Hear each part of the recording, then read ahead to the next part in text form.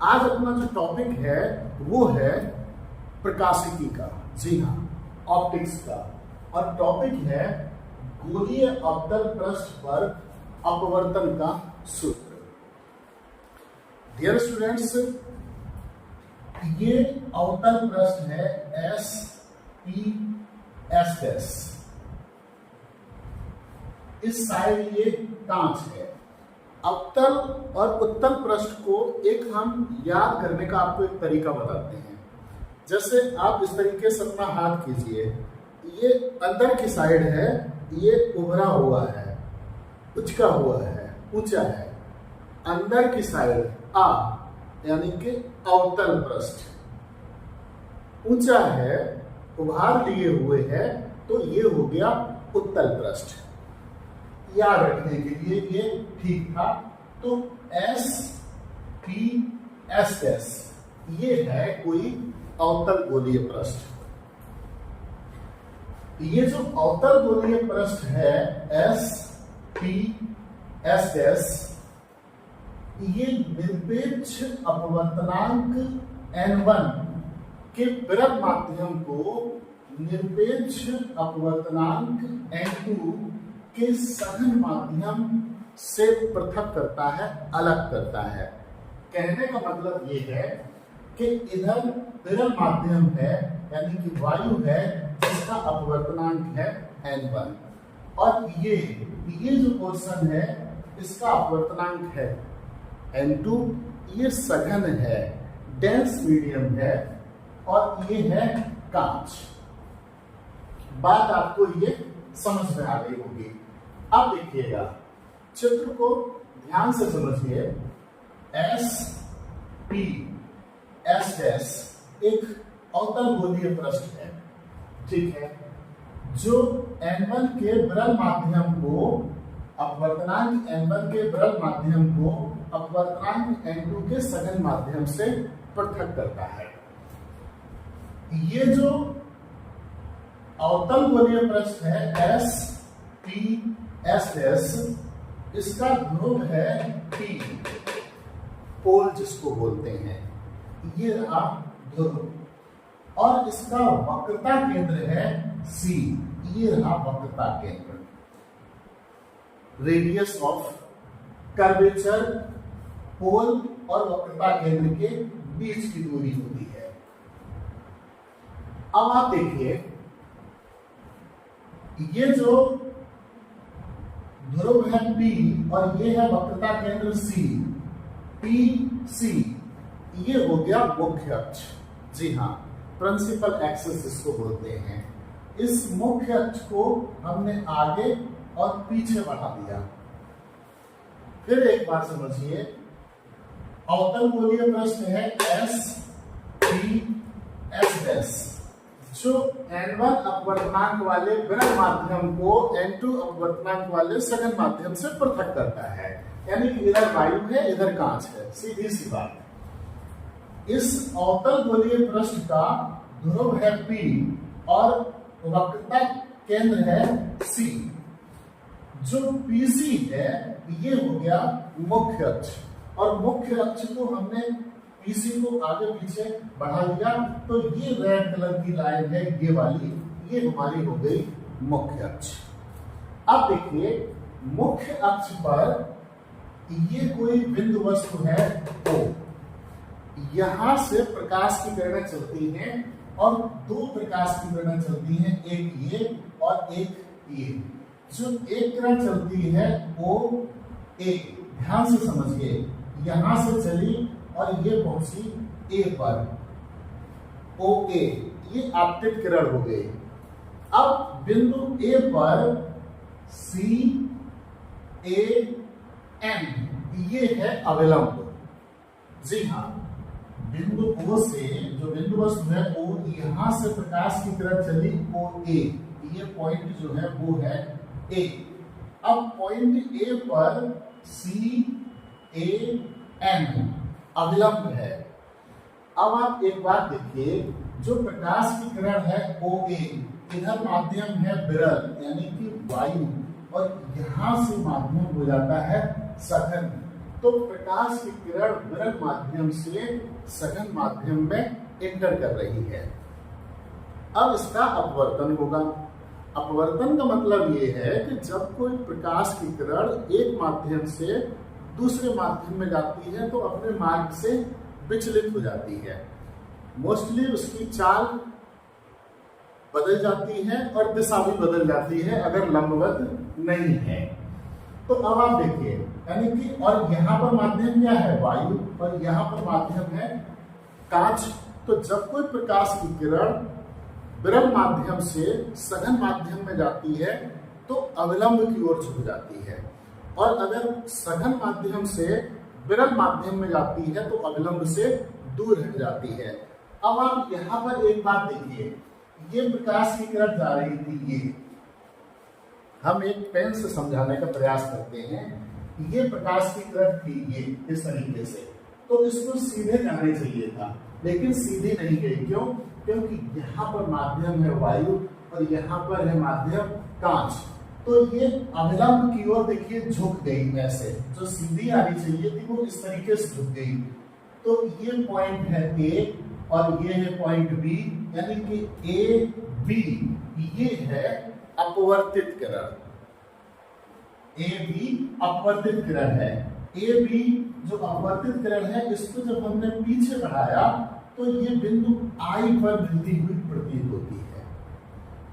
दूसरी प्रकाश की किरण O P, यानी कि जो अवतल गोलीय पृष्ठ है एस पी एस एस, इस पर अविलंबवत आपतित होती है।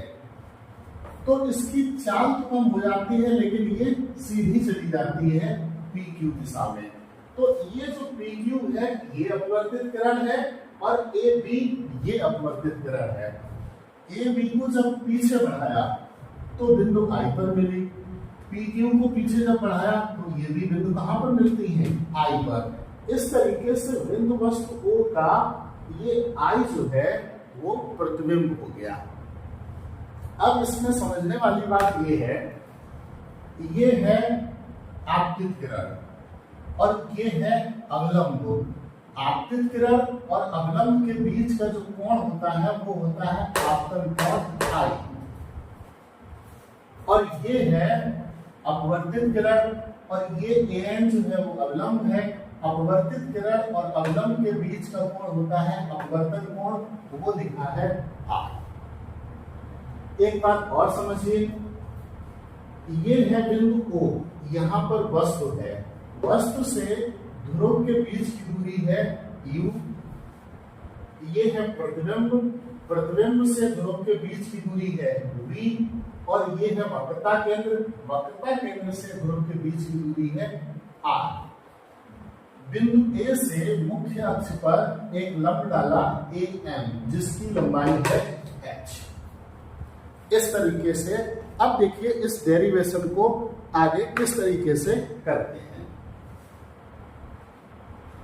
तो पहले शुरू यहीं से करते हैं, क्योंकि इसमें थोड़ा सा बड़ा चलेगा ये डेरिवेशन।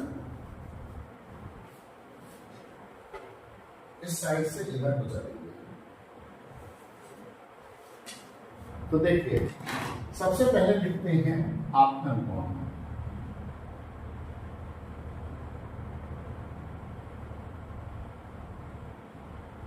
आपतन कोण, आपतन कोण है ये, यानी कि ओ ए सी, ओ ए सी बराबर क्या? आई। अब देखिए अपवर्तन कोण,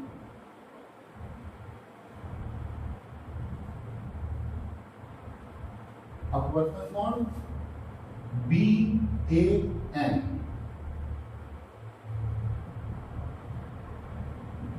इक्वल टू आर। अब देखिए ओ पी, यानी कि ध्रुव से वस्तु की दूरी, OP बराबर माइनस का U, क्योंकि चिन्ह परिपाटी के अनुसार ध्रुव से वाई तरफ की जो दूरियां होती हैं वो सभी नेगेटिव ली जाती हैं। अब प्रतिबिंब और ध्रुव के बीच की दूरी IP, ये हो जाएगी माइनस की B।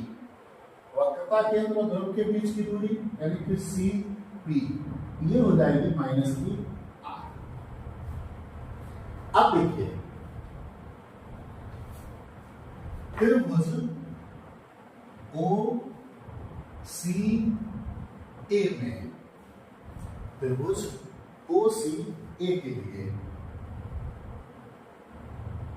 त्रिभुज ओ सी ए के लिए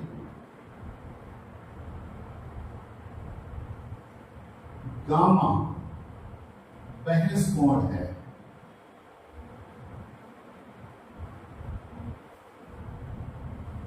गामा बहस कोण है।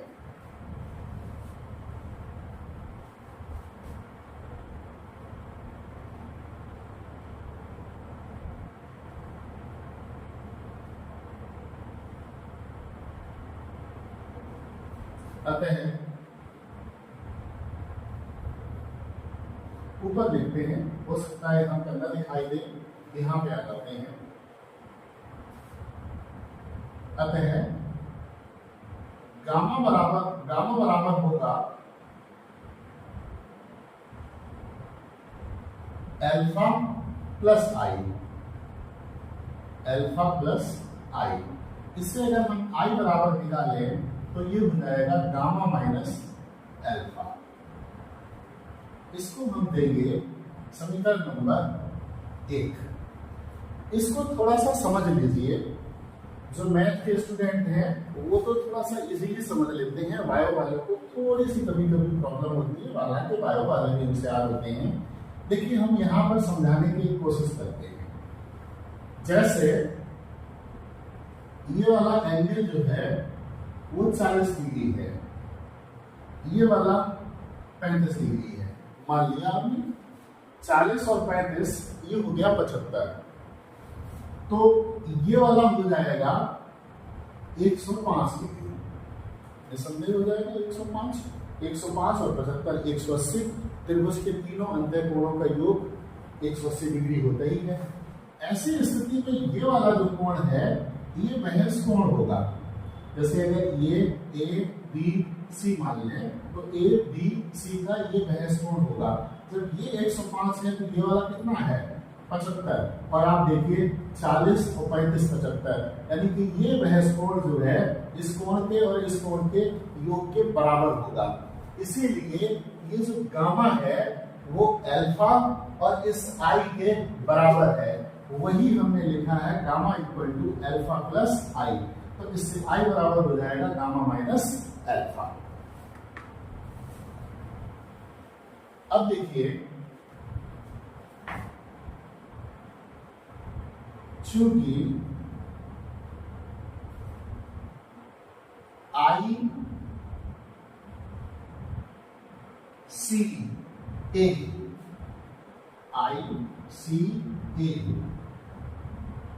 के लिए भी गामा जो है वो बहस कोण ही है, तो ऐसी स्थिति में क्या होगा, gamma equal to beta plus, अब हमको एंगल चाहिए ये इतना, ये वाला ये, और ये किसके बराबर है आर के बराबर, तो बीटा प्लस आर। तो इससे जब हम आर बराबर निकालेंगे तो ये हो जाएगा गामा माइनस बीटा, आर बराबर हो गया गामा माइनस बीटा, और ये हम इसको हम देंगे समीकरण नंबर 2। अब आप देखिएगा स्नेल के नियम से, जी हाँ स्नेल के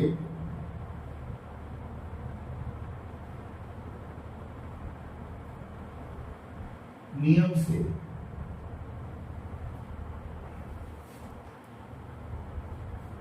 इधर आ जाते हैं। चलिए जगह की कमी पड़ सकती है तो पढ़ेंगे पढ़ते हैं। स्नेल के नियम से ये होता है साइन आई बटे sign are equal to N2 बटे N1।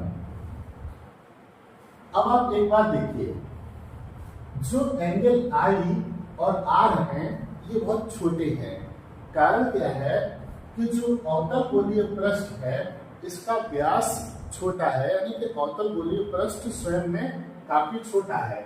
इसकी वजह से आई और आर भी छोटे होंगे।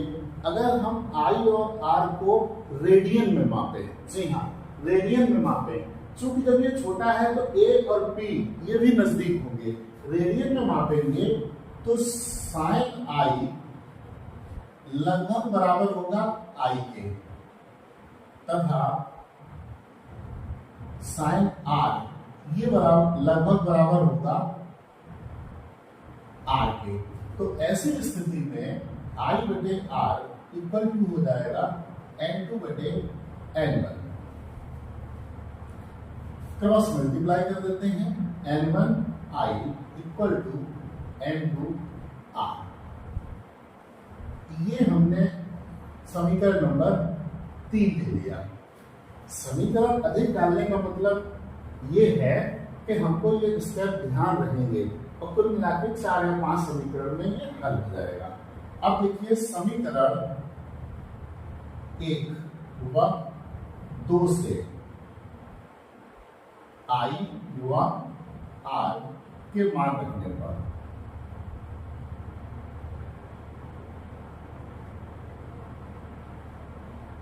देखिएगा ये है N1, तो N1 आई कितना है गामा माइनस अल्फा। देखिए gamma minus alpha equal to N2 और R है गामा माइनस बीटा। तो देखिए N1 का हम अंदर मल्टीप्लाई कर रहे हैं, तो N1 gamma minus N1 alpha equal to N2 gamma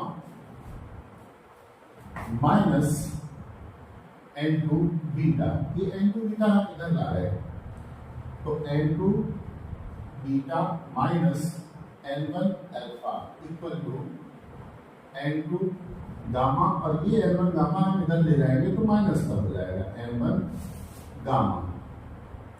देखिएगा N2 beta minus N1 alpha equal to, इसमें से गामा हमने कॉमन ले लिया तो N2 माइनस N1। इसको हम दे देंगे समीकरण नंबर 4। अब देखिएगा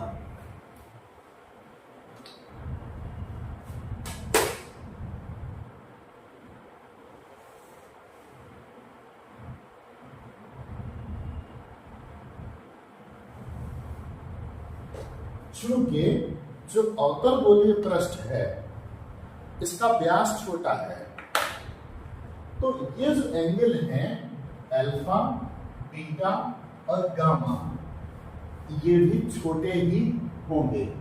देखिए जो OA है वो मुख्य अक्ष पर अल्फा कोण बना रही है, जो IA है वो मुख्य अक्ष पर बीटा कोण बना रही, CA है वो मुख्य अक्ष पर गामा कोण बना रही। जब ये एंगल छोटे हैं तो ऐसी स्थिति में हम इस तरीके से लिख सकते हैं, ध्यान से समझिएगा। यहां पर भी लिखा जा सकता है alpha equal to tan alpha. ऐसा तब लिख सकते हैं जब अल्फा एंगल बहुत छोटा है।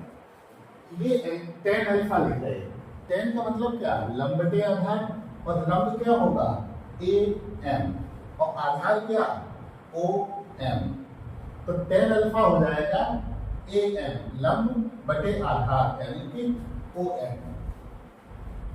तो इसे हम ऐसे लिख सकते हैं AM बटे OM। अब चूंकि अवतल गोलीय पृष्ठ का व्यास बहुत छोटा है तो A, M, P ये सभी नजदीक होंगे। तो अब हम थोड़ी सी बेईमानी कर रहे हैं, यहां से O से M तक ये है आधार, तो हम OM न लिख के इसको OP किए दे रहे हैं। कितनी बेईमानी कर ले रहे हैं। थोड़ी सी बेईमानी है, तो इसको हम ऐसे कर सकते हैं, हालांकि बेईमानी करनी नहीं चाहिए, AM बटे OP, और AM जो है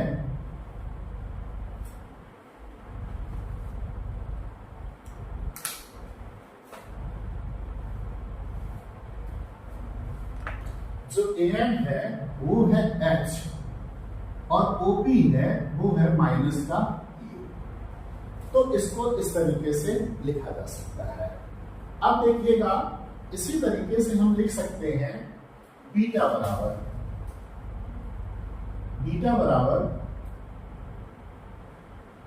tan बीटा। जी हाँ, बीटा बराबर tan बीटा। अब देखिए, लंब बटे आधार, लंब क्या AM और आधार क्या IM, तो इसको हम ऐसे लिख सकते हैं AM बटे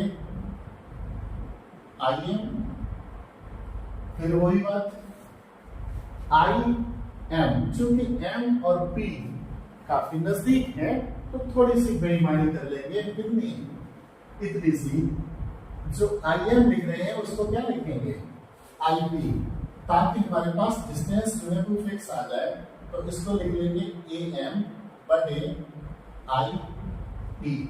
अब देखिए, AM है H और IP है माइनस का B।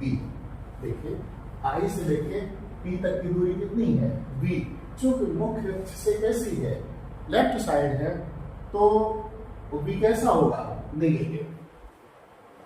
इसी तरीके से देखिए, गामा इक्वल टू होगा tan गामा। tan गामा ये रहा, ये एंगल जो है क्या, गामा। अब लंब बटे आधार, यानी कि AM बटे CM, AM बटे CM, इसको ऐसे लिख सकते हैं AM बटे CP। जो CM है वो CP तक ले आए, और AM कितना है H, और CM कितना है, और कितना त्रिज्या, यानी चूंकि लेफ्ट साइड है तो इसकी कैसी होगी, माइनस की R। अब देखिएगा, ये जो अल्फा, बीटा तथा गामा के मान इस समीकरण में रखेंगे, समीकरण 4 में, समीकरण 4 में रखने पर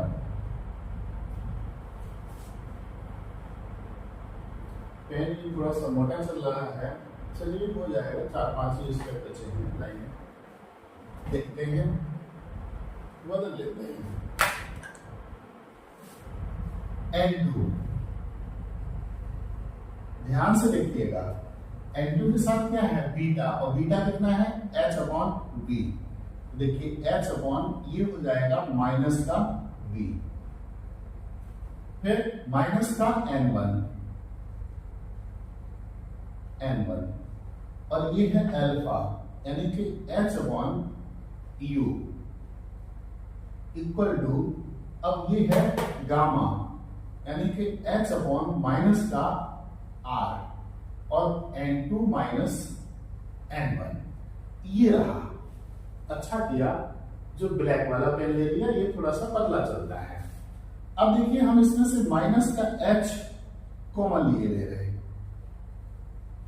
माइनस का H हमने कॉमन ले लिया, ये H/ माइनस का U होगा, तो यहां पर बचेगा N2/V,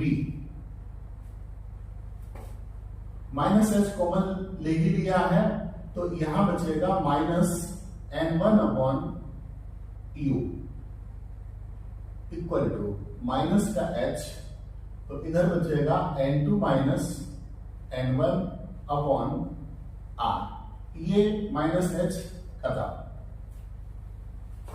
सूत्र हमारा निकला N2/V minus N1/U equal to n2 minus n1 upon r। ये है अवतल गोलीय पृष्ठ के अपवर्तन का सूत्र। लेकिन डियर स्टूडेंट्स, n2 बटे n1 बराबर होता है n के। ये सघन माध्यम का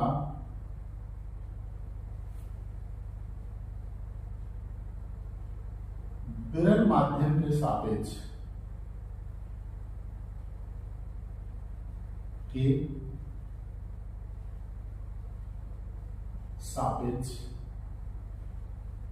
अपवर्तनांक, इस तरीके से। तो इस सूत्र को हम ऐसे लिख लेंगे, n upon v minus 1 upon u equal to n minus 1 upon r। ये सूत्र बहुत महत्वपूर्ण है और काफी यूज होता है। लेकिन आपके दिमाग में ये बात आ रही होगी कि इस सूत्र से हमने ये सूत्र लिख कैसे दिया। देखिए, अगर हम इसमें जबरदस्ती n1 कॉमन ले लें तो यहां पे हो जाएगा n2 बटे n1 और यहां 1 अपॉन u। देखिए, इसको हम कहां पे करके दिखा दें, ये पोर्शन दिखाई दे रहा होगा तो हम यहां पर दिखाते हैं। जैसे अगर हम इसमें n1 जबरदस्ती कॉमन ले लें तो क्या रह जाएगा, n2 बटे n1 और बटे क्या v और माइनस 1 अपॉन u। और यहां पर भी जबरदस्ती n1 कॉमन ले लें तो क्या हो जाएगा, n2 बटे n1 माइनस 1 और बटे r। ये n1 से n1 कैंसिल और ये n2 बटे n1 n के बराबर हो गया, तो n upon b minus 1 upon u equal to n minus 1 upon r। इस तरीके से ये सूत्र आ गया है। उम्मीद है कि आपको समझ में आया होगा। Thank you.